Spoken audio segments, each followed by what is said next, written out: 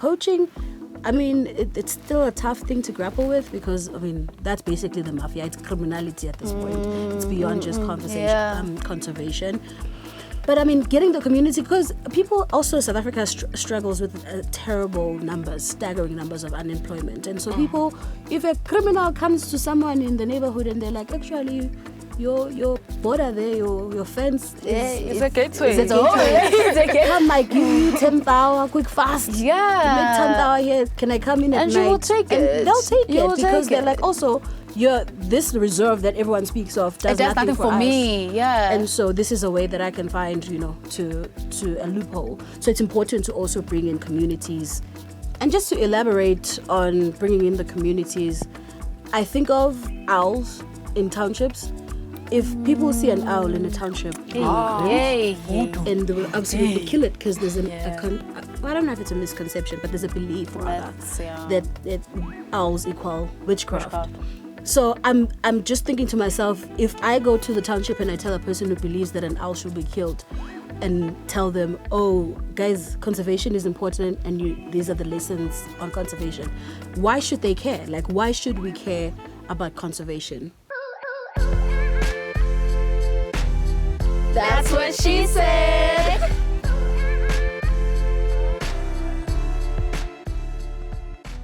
What comes to mind when you think of the word conservation? For me, to be honest, I think like of white men adorned in khaki, bum shorty for being honest, and long socks even in summer. But in this episode of That's What She Said, it's wild women we're talking about. Welcome to another episode of That's What She Said, where we all learn about the reality behind the headlines. My name is Thando and I'm your host today, and I'm not riding solo. I've got two other women, girls, young woman girl, joining me today. Please introduce yourselves, guys, to our audience. My name is Gcina. I was born and raised in KwaZulu-Natal, Pietermaritzburg. I am currently a senior student at the University of Johannesburg, pursuing a BA in Psychology and Communication Studies. I am Lethiwe Emma Shabalala. I'm very much passionate about justice, about climate change, and about the conservation of the earth. And I believe I'm the future president of South Africa. That's what she be saying. She be saying it. I believe her, though.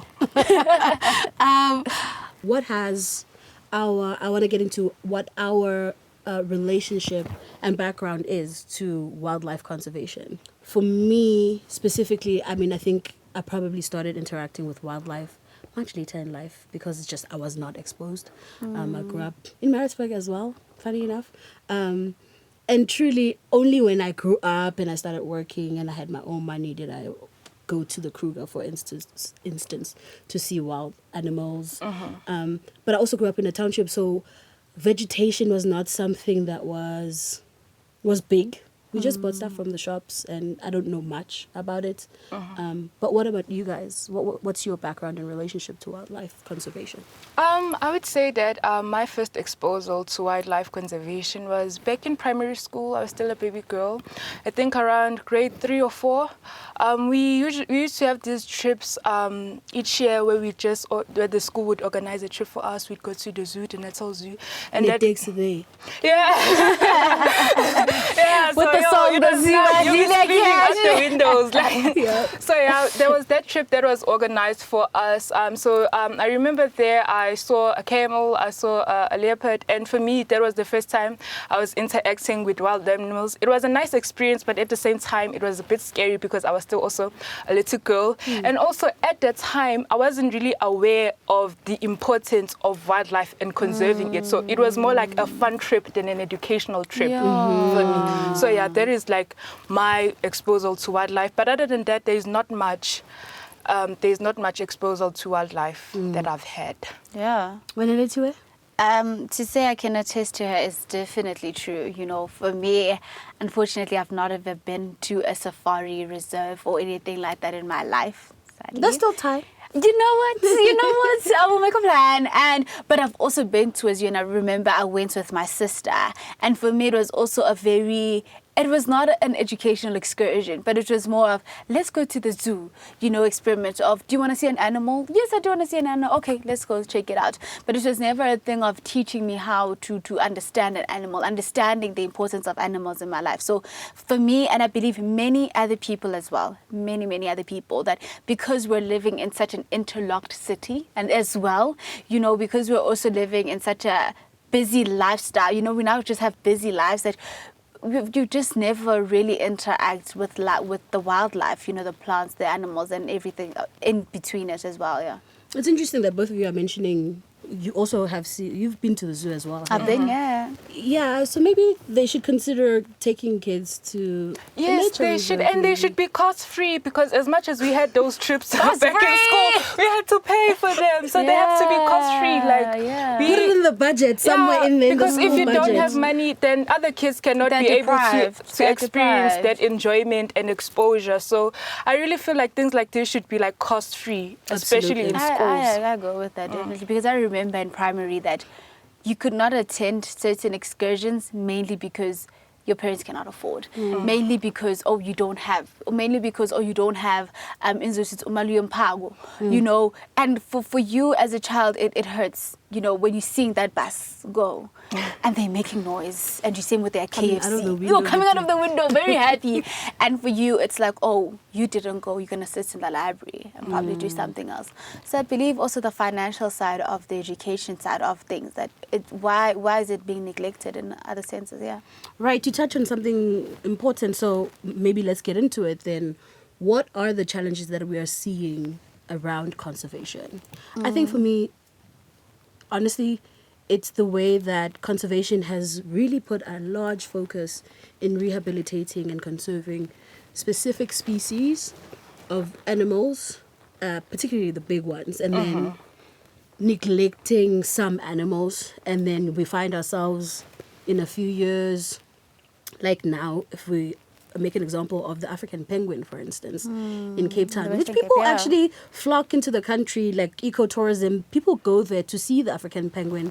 And currently they're in such a terrible decline, where a century ago there was 1 million pairs of penguins, and now we're sitting at 10,000 from 1 million. That's crazy. It's wild. It seems in the next 10 years, if nothing's done. It's wild for wildlife. Honestly, it's beyond endangered at this point. Yeah. So I think there really needs to be much more of a focus in dispersing the focus and not just putting it in one place, and just making sure we also take care of other species that need attention. For you, what kind of issues are you seeing around conservation? For me, I was doing a bit of research and I saw that there is this amphibian type of species. It's called a pickerel's frog. I don't know if you guys are familiar with it. No. But yeah, they are found along the coastlines of KwaZulu-Natal. They are the most endangered species when it comes to amphibians. And you will find that they are losing their habitat homes due to coastal development, agricultural development, and urban development. So their homes are being destructed, and you'll find that in some places water is being drained and they cannot stay there. So in a way, this is very, very harmful to us, because as much as our economy is growing, urbanization is growing, and all of these developments are being done in our cities, we have to also consider our animals. So these frogs, there is an organization that is focused on protecting the wetlands where they reside. It's called the African Association for Zoos and Aquarium, also in partnership with the organization called Endangered Wildlife Fund. I'm not sure if I'm getting it correctly. But yeah, so these two organizations are actively working on preserving what is left of the species environment. So another type of species that is also neglected, it is the cave vultures. The vultures, it's easy to underestimate them. Maybe vultures it's also as in hyenas. No, vultures, the birds that eat. The ones that eat on dead bodies. Yeah. Got so it. They're also like endangered in a sense that, when they are flying on the power lines, there's this type of electrical power lines. They look like a tree, but it's not really a tree. Those the network network towers. towers. So yeah, they get harmed by those. They get electrocutized, and they also sometimes get unintentionally poisoned. So it's really like taking a decline on the species population. So there's an organization that is also actively working on trying to conserve the vultures. Is called VulPro. It doesn't only like focus on conserving the vultures, but it also promotes awareness and education about the species. Of course, because we think of vultures in Like it doesn't look like an eagle. Yeah, like it's easy to estimate but them they're because massive. They clean up our the they eat ecosystem. dead bodies, and that like Yeah. eliminates the spread of diseases in the animal kingdom. Yeah. So this organization VulPro actually has a partnership card that you can sign into for free if you want to help the organization. So you can sign up for this card. It's free to sign up for it. It's called the My Planet card. And then when you purchase on participating stores, a certain amount of your purchase goes to the VulPro organization, and it aids in the activities an that they. ambassador? No, so a portion of your purchase, it goes into helping the organization with Amazing. conserving the vultures. I hope you heard that.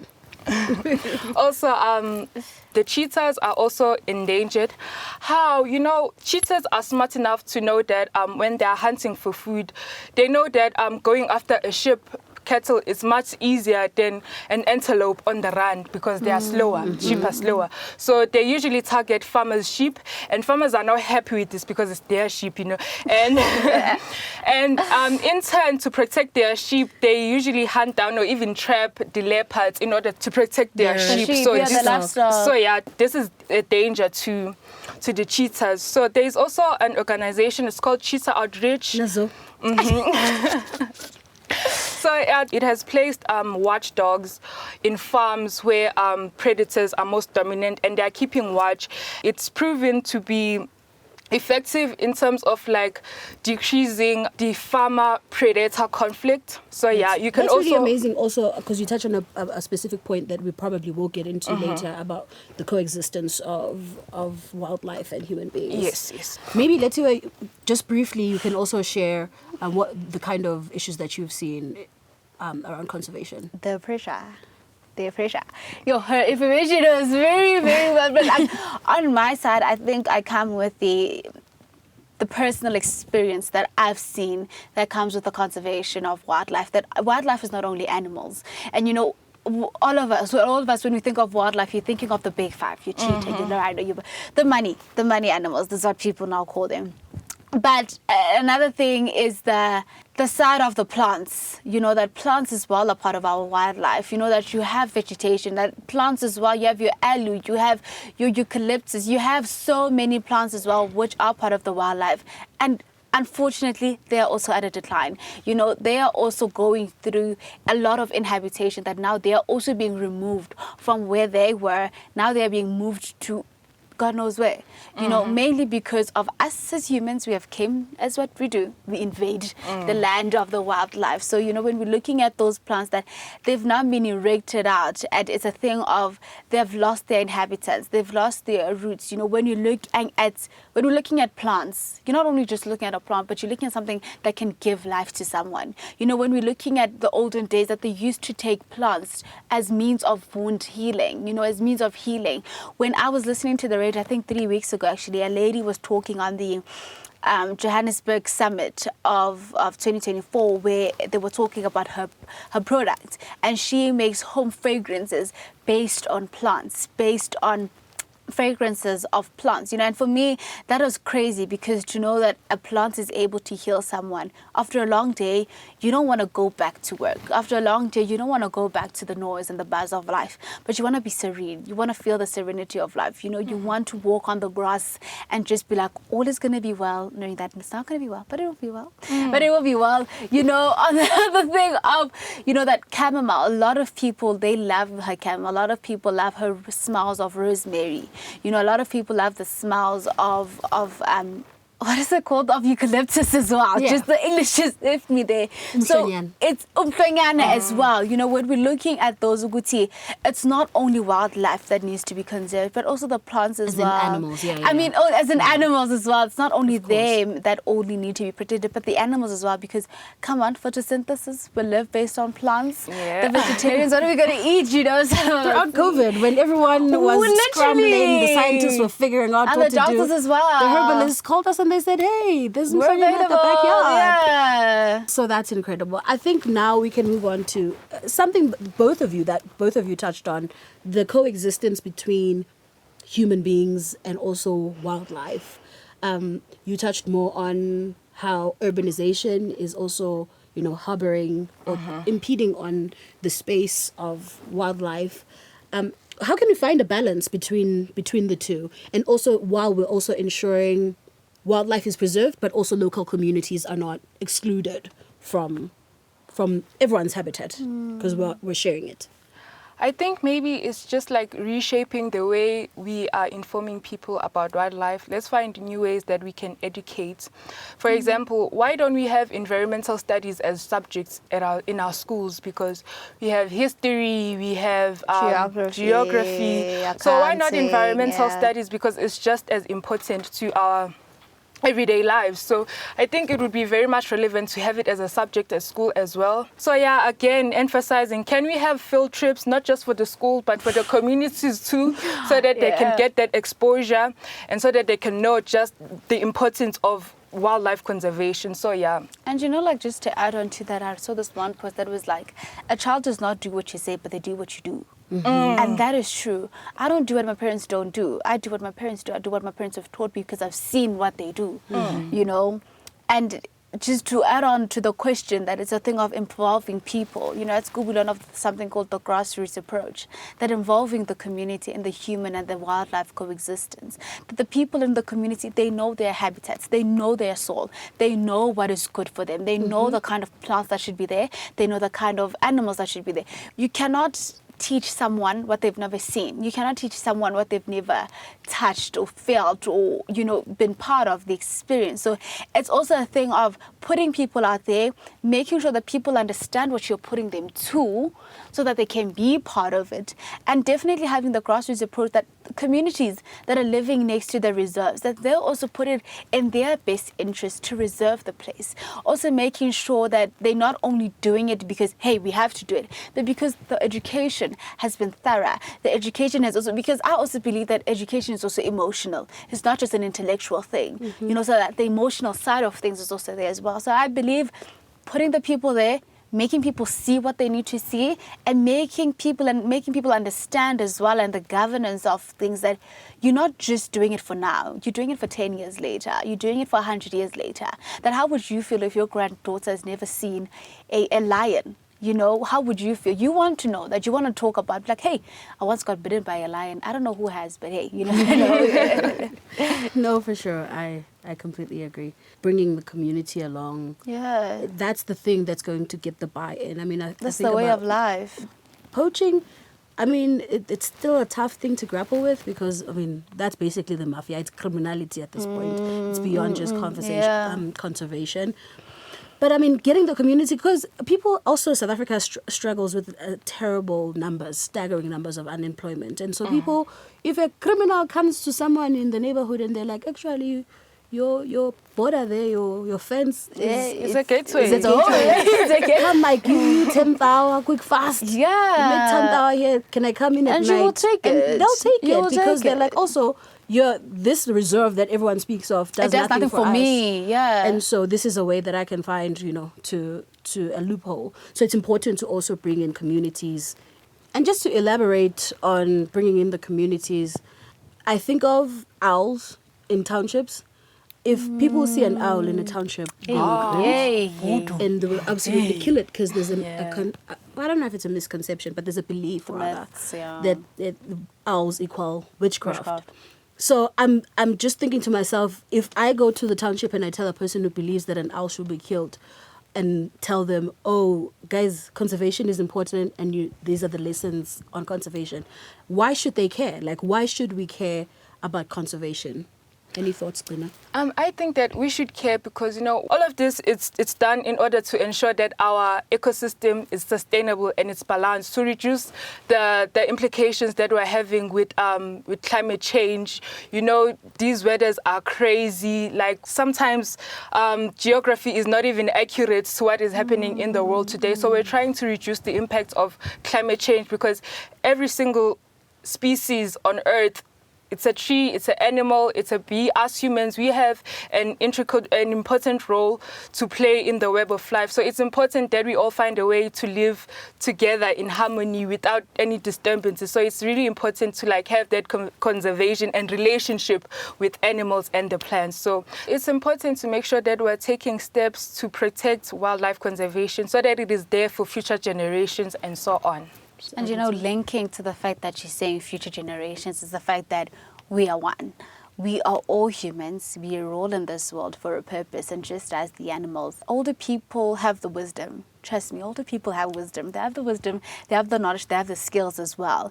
And I believe now it's a time for young people, to take a stand, to show that, I want to put my foot in. I want to take a step in the right direction. I want to take a step in combating climate change and stopping it and conserving wildlife. I believe, when you see people with animals, you can see how happy they are. You can see how at peace they are. So imagine living with animals, not like lines around you, not like that, but being part of the wildlife, working there, you know that serenity that it's there, you feel grounded being part of the animals. So I believe young people going out as well and just taking steps in every place possible, in every way possible, also in conserving the wildlife. Yeah. Amazing. I love what you said about the fact that it's all interconnected, right? Mm-hmm. And also I feel like this is not new in as much as we have to, educate and relearn some things. We have to unlearn and teach and share the knowledge that we have. Some of the things we already know. And I don't think we as a people have never been, greedy and trying to take from nature, really. We put it back, we put it back. It heals us, we eat it, we put it back into the ground, it grows again. And that's the beauty of it all.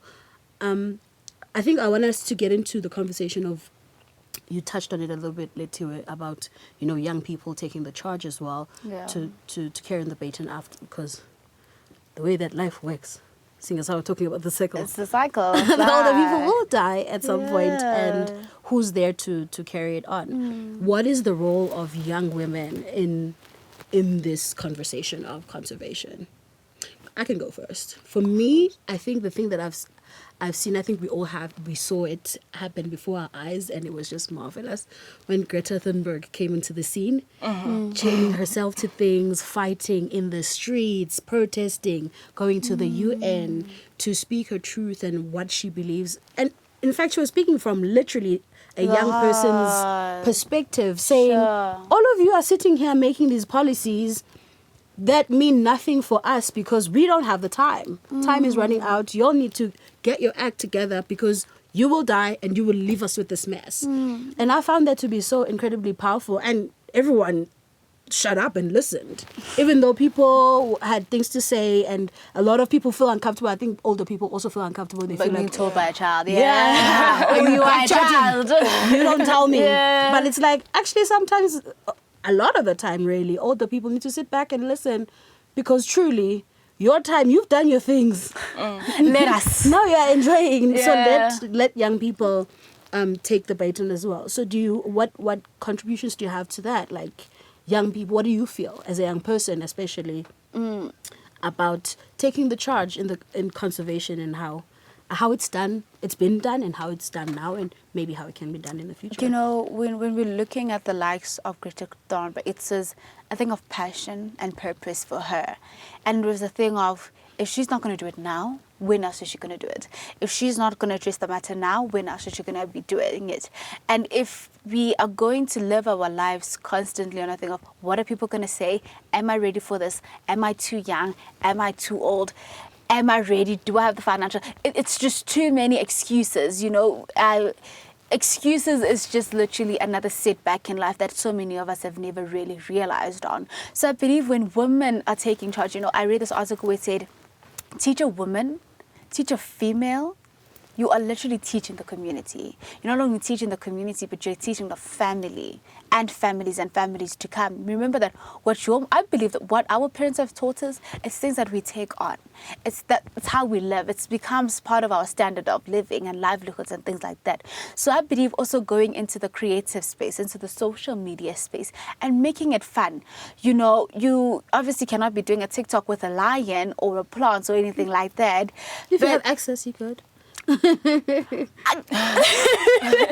people do, right? And that's how you collaborate with people like that. It's like, you have the means to be close to a lion. Okay, cool. Maybe we must get together. Yeah. Maybe I'll do an OOTD. OOTD, next to a lion, things like that. So the possibilities are endless. This one AI is a real thing. So, going on to the terms of making it fun and putting people out there, showing people that, guys, we want to do it. We are willing to do it. Just give us the accessibility and the resources as well. Because another thing that we need to remember is these places are quite far from us as the interlocked cities. So also some are closer. Some I think are closer. Of Taba Hotel in the south. Yes, but we're also looking at the means of resources, transportation and things like that. So also knowing that there's a backing. Once you do something, it's always lovely to know that there are people who are standing behind you and willing to support you. So I believe on that terms, I think that's just my 2 cents of firstly the creative spaces, engaging in it more, understanding it more, following social media spaces that are out there, because we're not saying they are not. It's just saying let us acknowledge them more and do something more about them, and definitely the resources behind it. I believe once you've taught a woman, you've taught the world. God, that's what she said. She said that. And Gcina, do you have any final thoughts? Yeah, to add on to what she has said, I think that our generation, we take an interest on a lot of things that are trending. So we could make wildlife conservation a trend. Let's make a challenge about it and have the entire world doing a challenge about it. So yeah, social media is also like a really good tool that we can use as young people to promote wildlife conservation.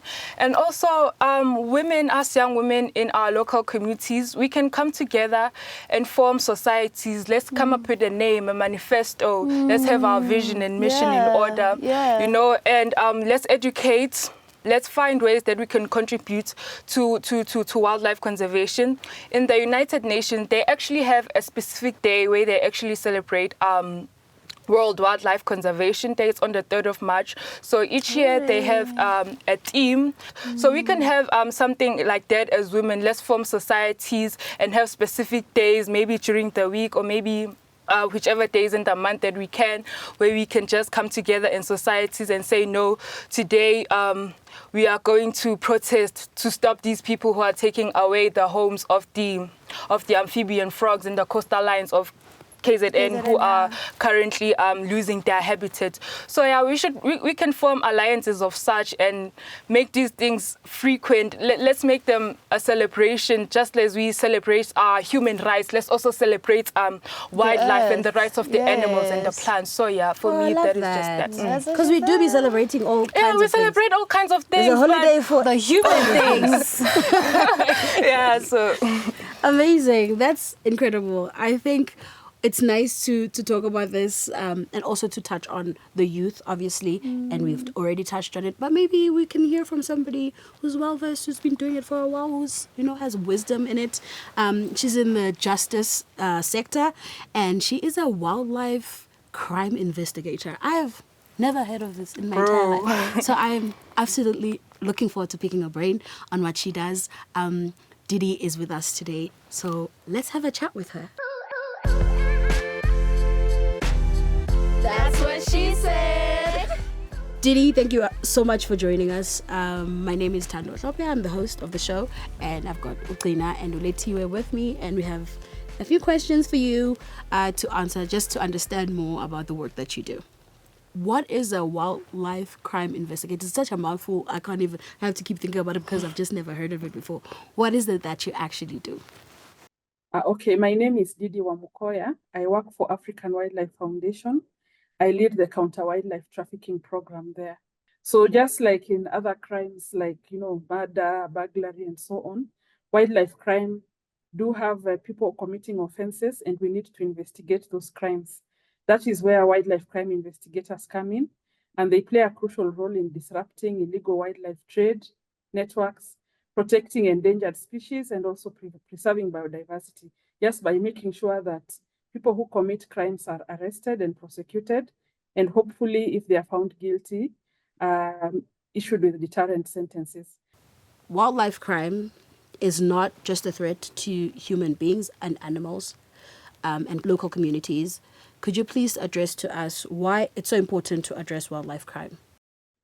Thank you. And you have asked a very critical question, because most of the times we tend to forget why we are conserving this wildlife. And we are conserving it for the people, for the communities that live with this wildlife. So it is very important to ensure that when we're addressing wildlife crime, we are looking at the communities and how the communities need to benefit from wildlife resources. And if this crime is taking away the benefits they would get from these resources. So some ways of ensuring that crime does not take place is ensuring there's community participation and engagement in the whole conservation process. Communities are actually the people who live with this wildlife. This wildlife belongs to them. We are conserving it for them.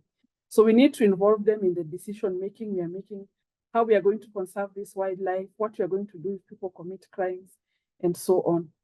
We also have to make sure that communities understand their resource management rights. So sometimes, because the government agencies have the budgets, they have the manpower, the technical expertise, communities feel they have nothing to contribute. However, we try to make them understand they have the rights to manage these resources alongside the government agencies, because this is for their own benefit. Lethiwe, do you have a question that you might want to ask? I do, actually. I am Lethiwe, and for me, one thing that I truly love and enjoy in life is when passion and purpose align with each other. Has this been something that you've been passionate from a young age, or was it something that you found along the works of your life? We really do look up to women like you, knowing that you're not doing what everyone else does, and it's always something different. So yeah. That is a very, it's a good question, because some of these things are usually, you find that you have fallen into that direction. So for me, I did a bachelor's degree in law at the University of Nairobi.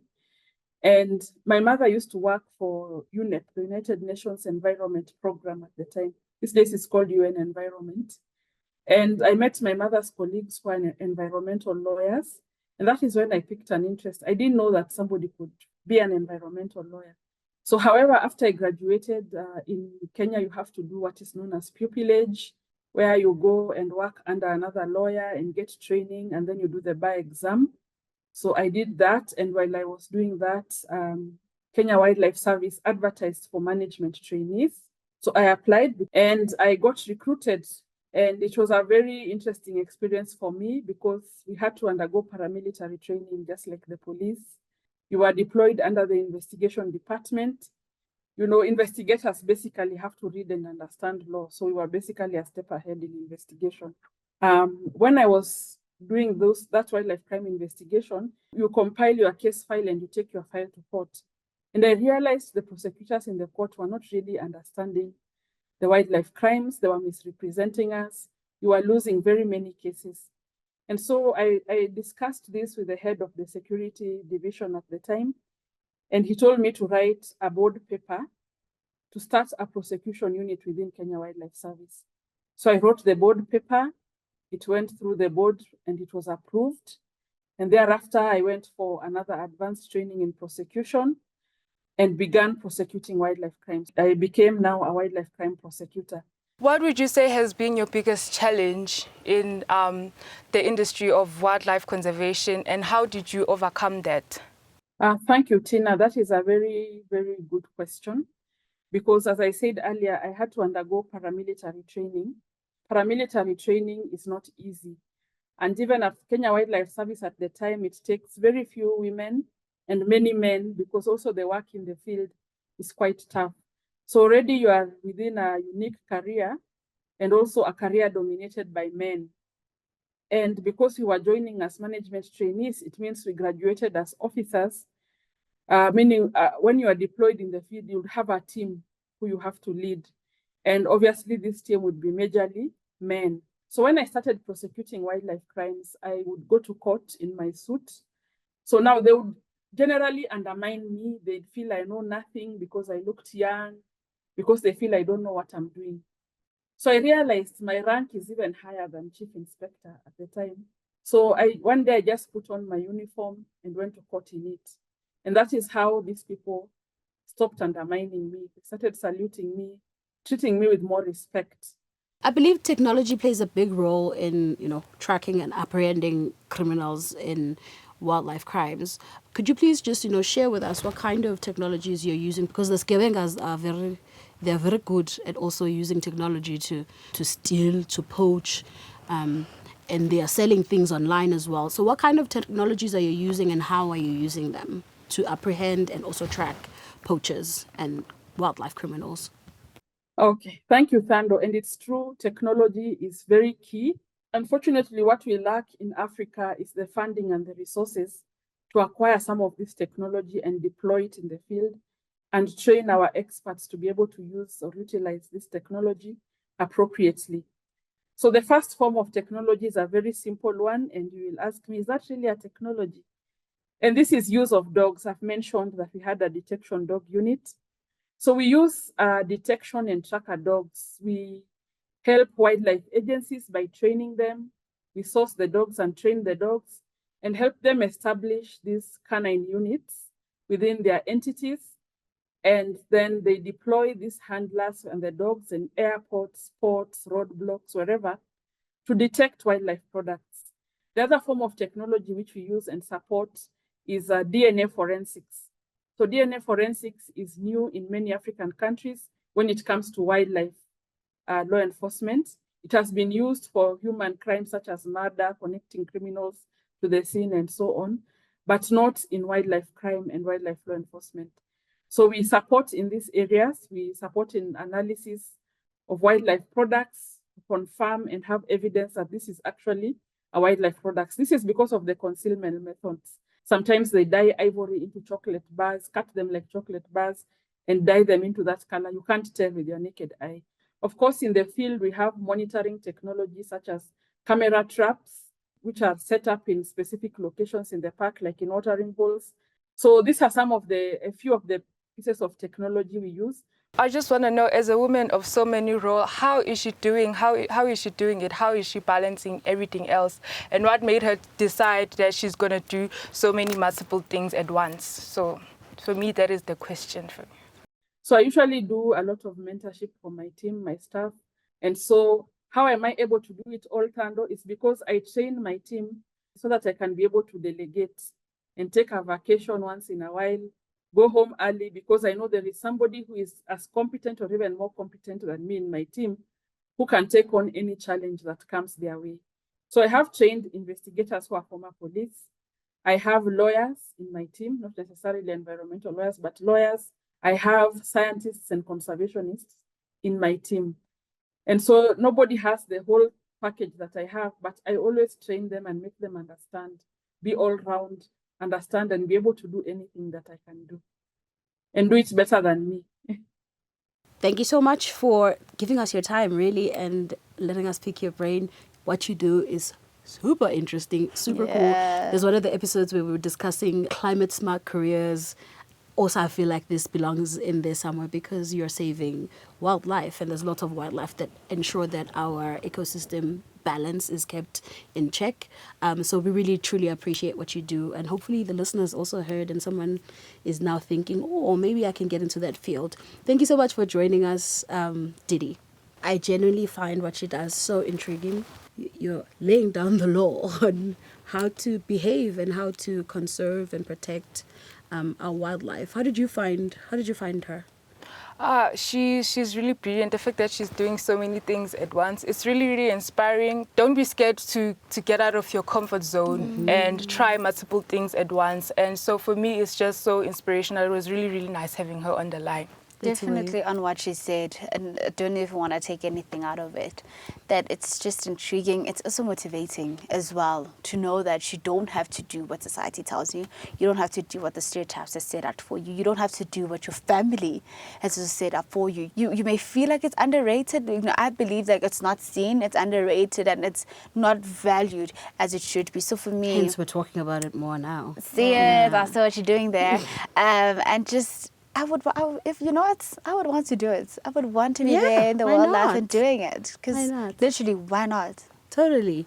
And that's just to wrap it up, maybe just our final thoughts on like how can young people and especially young girls get involved in the creative ways. Even I think that's even a better way to put it, just finding creative ways of being involved in conservation. I think I've seen how there's an episode where we also spoke about like the boycotts that were happening. All of that we saw was online. I think we shouldn't underestimate the power that we have of using social media. One, we shouldn't also think of wildlife conservation in a one stream way. We should broaden our horizons. I think being creative, I remember, it's not even I say I remember, but because it's still happening even now. Now that like people who are trying to band together in support of Palestinians, it's so much shock. We see a lot of dead bodies online. We see a lot of bombings. We see a lot of also facts and trying to decipher what's fake news, what's not. And people started to feel some fatigue from that. And people got creative. People made songs like that. Now people are singing that you can like and share and use in your videos.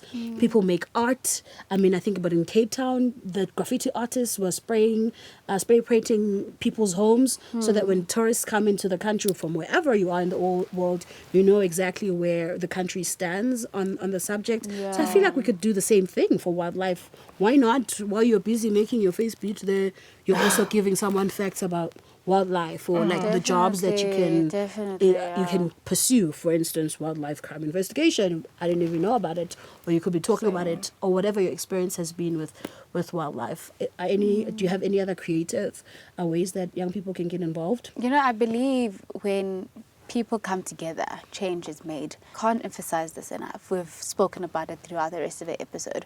So I believe in also creative ways, as you said.